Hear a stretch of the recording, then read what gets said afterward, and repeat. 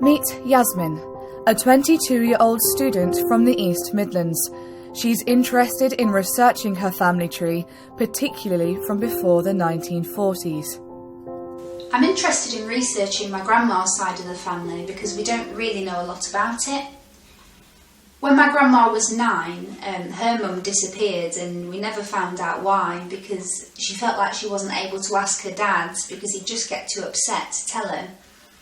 And now that my grandma's died recently, I feel like now's a perfect opportunity to find out what's happened, even though I've got a feeling it's something absolutely awful. Yasmin's first port of call is her grandfather, who takes her to Tinsley. This is where her grandmother was born, as well as where her grandparents lived shortly after they were married. This means they were able to visit the exact spot where some of their family photographs were taken. With this information, Yasmin can form the beginnings of her family tree. However, there are very few records of the generations after her grandmother, Pamela Fors, including when searching for her maiden name, Templar. Yasmin has come to Nottingham Central Library to meet historian Angela Higgins, who specialises in documentation previous to the Second World War. She hopes she can shed some light onto her limited family tree. So, let's start with your family tree then. Okay. Here we go. Oh, I'm sorry, this isn't right. My grandma's maiden name was Hurst. Okay, well, not according to her birth certificate. Right. We've actually had quite a bit of trouble tracking down your family because they changed their name when they moved to England. They moved to England? I thought my family were from Sheffield. Well, I know you thought that, but it seems actually your family history is a little bit more tragic than you originally thought. Really? Okay, let's look at some photographs. So, here she is. Here is your grandmother when she was about 15. And we found her living in Sheffield then, and she was living with her father, Keith Templar. So I was wondering, and I don't know why he never went away to fight during the Second World War. Yeah, I never really thought to ask about him. But what I'm more interested in is the fact that my grandma never knew what happened to her mum, and she wasn't really allowed to ask her dad about it. Yeah, I think that was actually quite typical of the people of the time. You know, the attitude then was that children really weren't encouraged to ask about difficult subjects. Right, okay. Now, here's a photograph of your grandmother when she was about 4. And here she's with her mother, Sissy, and her Aunt Muriel. They look just like twins, don't they? Were they twins? They weren't actually, but don't you think they look quite a lot like you as well? A bit, maybe. It's hard to tell. They dressed really differently then, didn't they? Yeah, they did. But no, they weren't actually twins. There was a couple of years between them. But that is actually why they moved to England. I don't understand what you mean, sorry. Okay. Have you ever heard of the term eugenics? No, what's that? Okay, it's the study of human features, and it's something that the Nazis were really very interested in. Right. And I'm sure we've discovered that your family they originate from a Jewish family whose surname was actually Hirsch. Look. Right, okay. And they were in Poland. And I'm sure you can imagine that back in the 1930s things were very difficult for both Jewish and Polish people. Of course, World War II, yeah. Have you heard of a Nazi doctor, Joseph Mengele? Yeah, I think I have. Yeah, well, he was particularly interested in your family because they were known as the Velum Vigima. It's a name the locals had for them. Right. The Velum Witches. Oh. I mean, they weren't actually witches, obviously. But the locals gave them this name just because of this really kind of uncanny similarity between all the women in the family. Yeah, I see that. They all looked just almost exactly the same. So, how did you find all this out? Well, actually, we've got Muriel's diary here. And it was given to us by the Veloon archive, and actually they said you can keep it. That's wonderful. It's a shame we can't read it. I've got a translation. Oh, brilliant, okay. Right. They came in the middle of the night and took Sissy and me. I don't understand. We've done nothing wrong. We cannot help the way we look. I've heard people gossip about us, and now this has happened. I felt like an animal, being tested on against my will. We're planning to leave Veloon, or leave Poland altogether, and perhaps we can start a new life without fear. We have to think about the future of the children. It's only a matter of time before they resemble us too.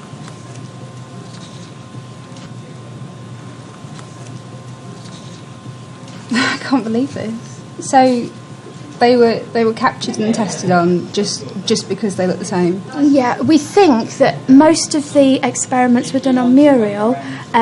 She was about 16 at the time, and then they monitored Sissy to kind of see if there was any sort of telepathic communication between them. Right, okay. So, but they moved to England and everything was all yeah, right. I don't know how they escaped, because not many did, but we know that they came to England, and then Sissy actually married your grandfather, obviously. Of course, Your great-great-great-grandfather. Yeah, so there's Sissy and Keith Templar on their wedding day. And here, look, this is your grandmother's birth certificate. So there she is, look, Pamela. And then we can see that Sissy is a seamstress, and Keith was actually working at the Imperial Steelworks. So that would be why he didn't go away during the war. Yeah. So that sort of, answered one question there. So that still doesn't explain why Sissy went missing, though.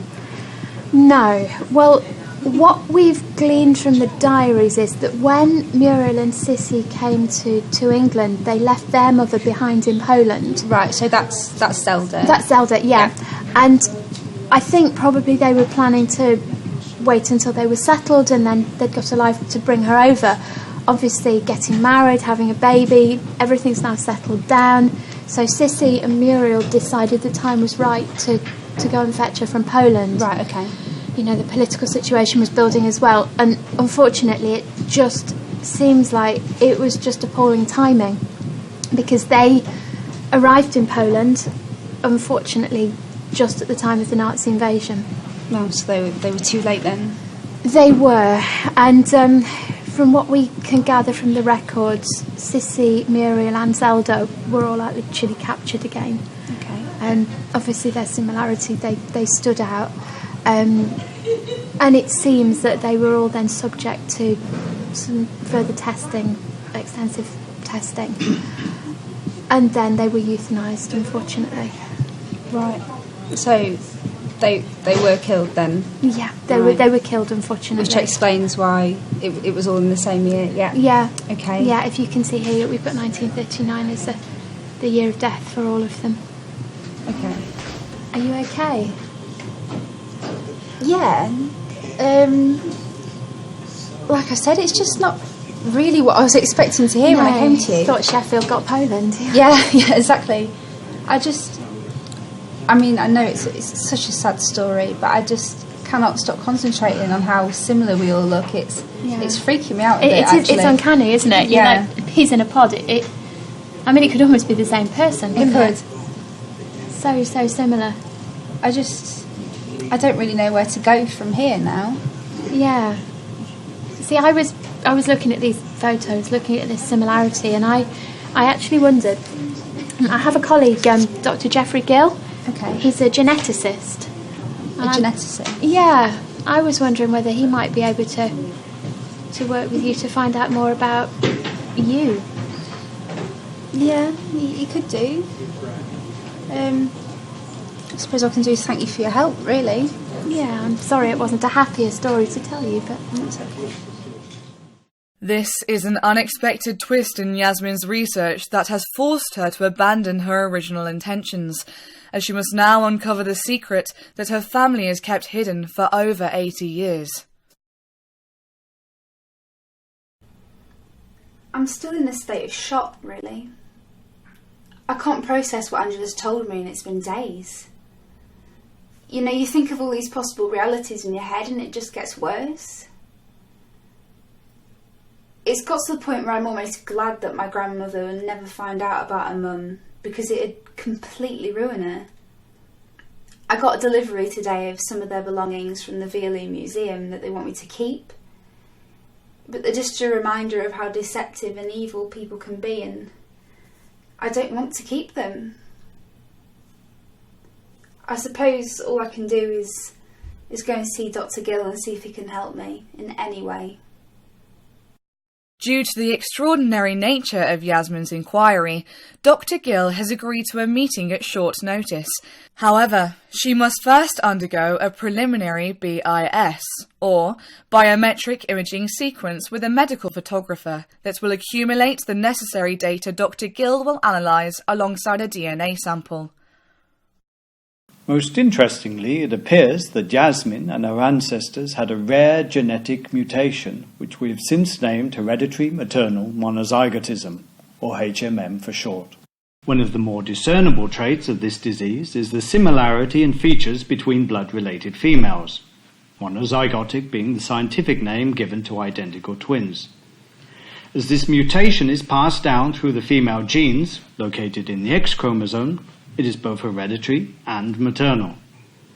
This condition typically occurs during the second trimester of the gestation period, and if we observe the ultrasound scan at week 12, so the first trimester, we can clearly see 2 feti. However, by week 20, the anomaly scan of the same pregnancy shows only 1. We currently believe this fusion of cells happens sometime during the 14th week, as this is when facial features begin to develop. Surprisingly, the fetus remains healthy, with organs functioning normally. HMM is a medical breakthrough, and as such is still in the infant stages of research and testing. However, what we do know is that the mutation begins to develop and alter certain characteristics when the woman reaches the end of puberty. I'm particularly interested in taking samples from Yasmin and comparing them to those taken from her great-great-aunt in 1932. Due to advancements in technology since the 30s, and of course the discovery of the structure of DNA, we shall be able to analyse and utilise these samples more efficiently. So, there is a chance that Yasmin and her ancestors have a condition that causes them to look the same when they reach a certain age. Now, all she can do is await the results of the testing, which will hopefully provide Yasmin with some answers.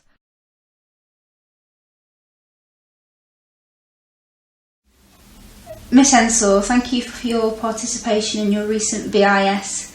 I'm ready to confirm that the genetic mutation we had discussed previously is present within the DNA sample we took from you on the 7th of February 2014. With my research to date, I can confirm there is a 80% monozygotic likeness between your family members. The main anomalies lay with the facial shape rather than the facial features. However, this can be a result of factors such as weight, diet and environment. As this scientific breakthrough still requires extensive research, I strongly advise that you return to the lab for periodical monitoring so we can assess your condition further. It's not a condition. Clearly upset by Dr. Gill's letter, Yasmin requested that we cease filming until she had come to terms with the situation. What people don't seem to understand is that I've got to live with this forever now, and no one seems to care. I've got people laughing at me on the internet, and people saying that I'm a liar. And then there's Dr. Gill, who just wants to use this whole situation to better his career. He doesn't care about me, he doesn't care about my welfare, and he definitely doesn't care about my ancestors. And I've just found the whole situation so totally overwhelming. Everyone's just been so disrespectful. It's like history's repeated itself. And I can't imagine how Sissy and Muriel must have felt all those years ago. When I feel like this, and my experience doesn't even come close to theirs. Before I came on the show, I was having a bit of an identity crisis, and to be honest, this has not helped. I feel worse.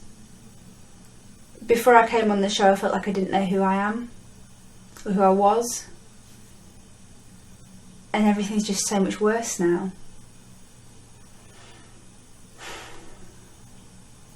I suppose it just goes to show that people don't change, really, do they?